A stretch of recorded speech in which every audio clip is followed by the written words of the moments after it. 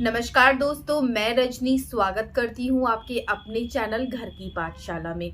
तो वीडियो का टाइटल देखकर आप सभी समझ चुके होंगे आज का टॉपिक किस चीज़ के ऊपर है।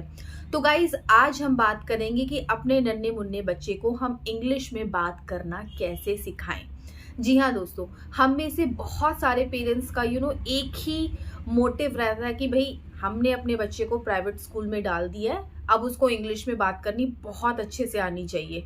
तो कई लोग बहुत सारे एक्सक्यूजेस बनाते हैं कि नहीं, माहौल नहीं है, ये नहीं है, टाइम नहीं दे पाते। तो आज इनका एक कंक्लूजन निकालते हैं, how we can start this practice at home, ताकि हमारा जो बच्चा है उसको स्कूल के इन्वायरमेंट के साथ साथ उसको घर में भी वो इन्वायरमेंट मिले। तो दोस्तों, बात करते हैं कि बच्चे को इंग्लिश में बात करना कैसे सिखाएं।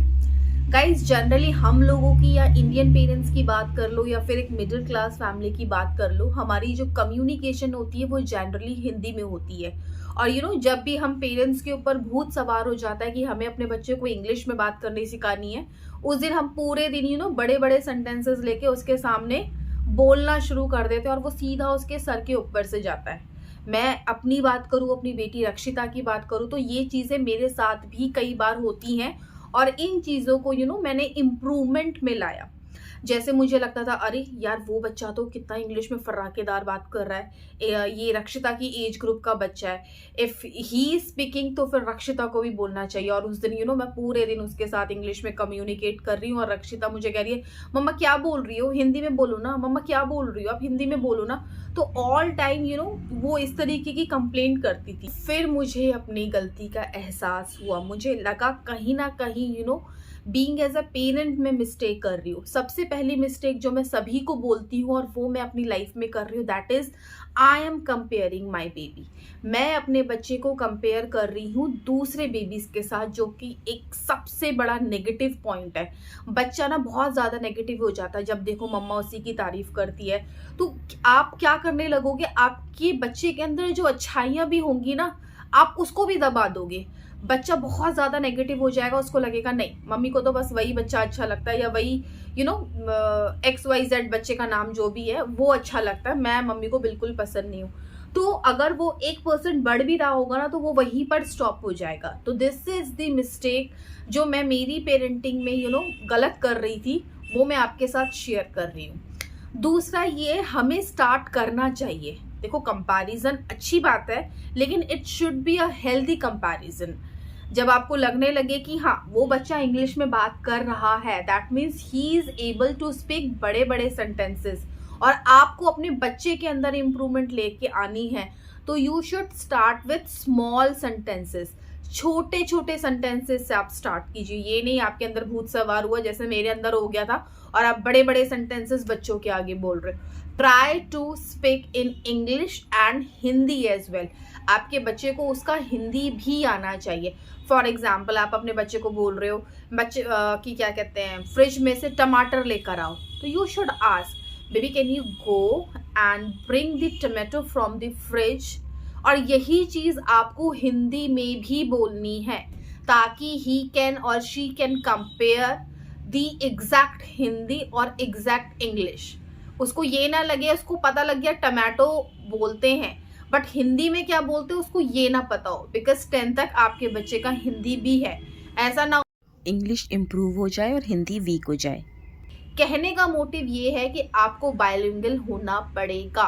दोनों languages you have to use in front of your kids, और उसको ट्रांसलेट करना भी इज वेरी वेरी इंपॉर्टेंट। मैं रक्षिता को टाइम नहीं दे पाती हूँ, तो माय सेकंड ओपिनियन इज बच्चे को टाइम देना। 15 minutes quality time is sufficient for the small kids. आप अपना मोबाइल साइड में रख दीजिए and try to converse in English. मैंने बीच में स्टार्ट किया था, I start telling story to Rakshita की इंग्लिश में, मैं उसको स्टोरी समझाती थी। वो रहा मेरा कुछ 10-12 दिन रहा, उसके बाद विंटर्स आ गई और मैं भी थोड़ी सी लेजी हो गई। तो नाउ आज टुडे ऑनवर्ड्स, बिकॉज मैं आप लोगों के साथ ये चीज़ शेयर कर रही हूँ, मैं दोबारा से इस चीज़ को प्रैक्टिस में लेके आऊँगी कि वाइल्ड स्लिपिंग मैं रक्षिता को कुछ ना कुछ स्टोरी बता रही हूँ, या जो उसको क्लास में बताया गया है उसको एक स्टोरी का फॉर्म देके I will try to translate, ताकि स्कूल का भी रिवीजन हो जाए और उसको इंग्लिश में चीजें ज्यादा ग्रैस्प कर पाए।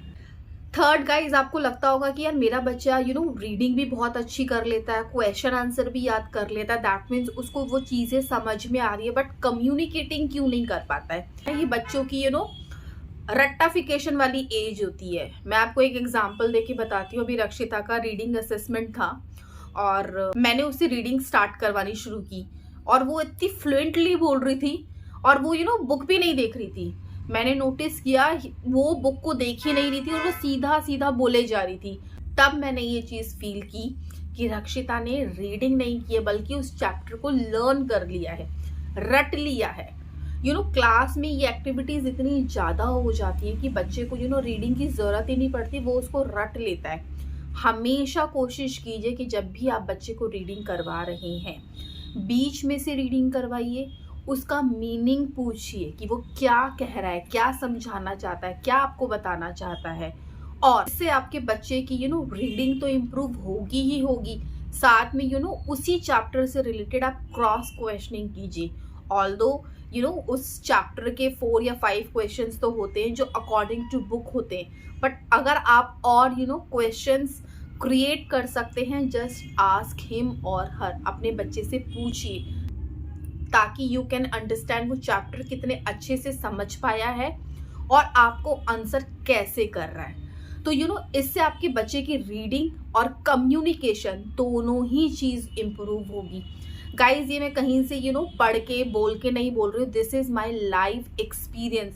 जो मैंने फील किया तो मुझे लगा ये गलतियां मैंने नोटिस की हैं, तो बीइंग एज अ पेरेंट्स मैं आप लोगों के साथ भी शेयर करूँ। तो गाइज, ये वीडियो आप लोगों को इन्फॉर्मेटिव लगा होगा कि बच्चे को इंग्लिश में बात करना कैसे सिखाए। हम लोगों को बच्चे को सिखाना है, दौड़ में उसको शामिल नहीं करना है कि वो कितना फ्लुएंट बोलता है और वो कितना फ्लुएंट बोलता है। पॉइंट इज उसको कॉन्सेप्ट क्लियर हुआ या नहीं। आपका बच्चा स्लो है, स्लोली ही सीखेगा, बट सीखेगा जरूर। तो गाइज, इसके अलावा अगर आपके कोई सजेशन है या क्वेरीज है, कमेंट बॉक्स में मुझे कमेंट जरूर कीजिएगा। मुझे बहुत अच्छा लगेगा आप लोगों के आंसर्स करते हुए in the form of video.